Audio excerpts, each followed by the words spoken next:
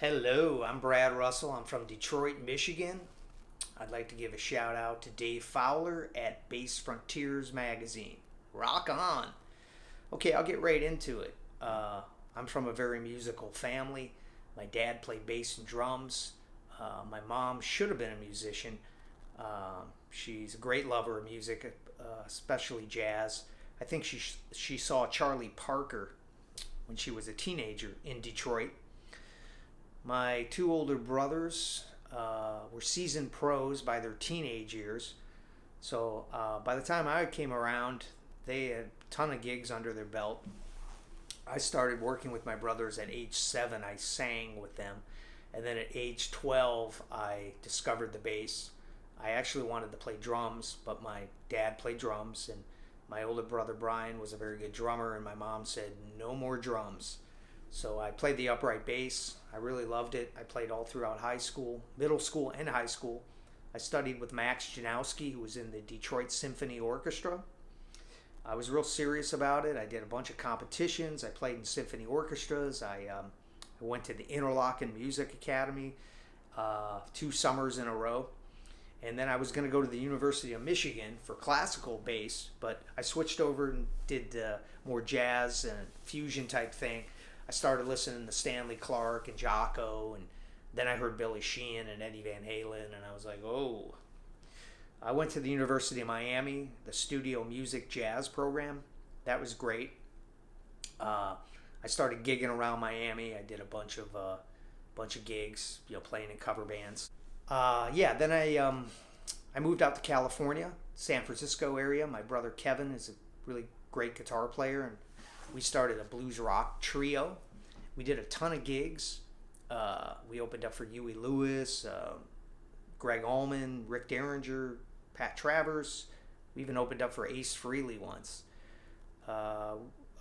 We recorded 3 CDs, and I also worked for Mike Varney, who had Blues Bureau Records and Shrapnel Records. If you remember Shrapnel Records, all the Shredder guys were on that label.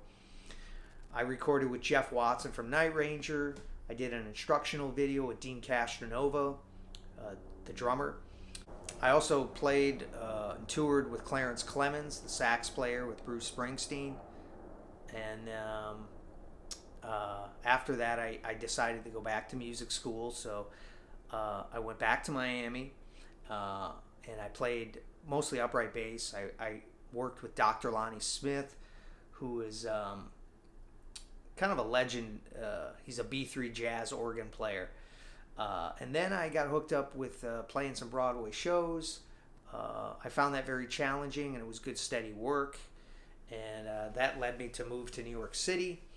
The Broadway show thing requires you to read music, follow a conductor, and play upright bass, electric bass, fretless bass. It was very challenging. I still play some jazz stuff on upright. I also toured with Gary Hoey, who's a rock guitar player. And then I released my own CDs because I always heard the bass out in the forefront, but more in a rock genre. So I auditioned years ago for David Lee Roth.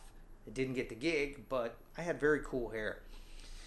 I met Greg Bissonette through that audition. So in later years, I asked Greg to play on my CD.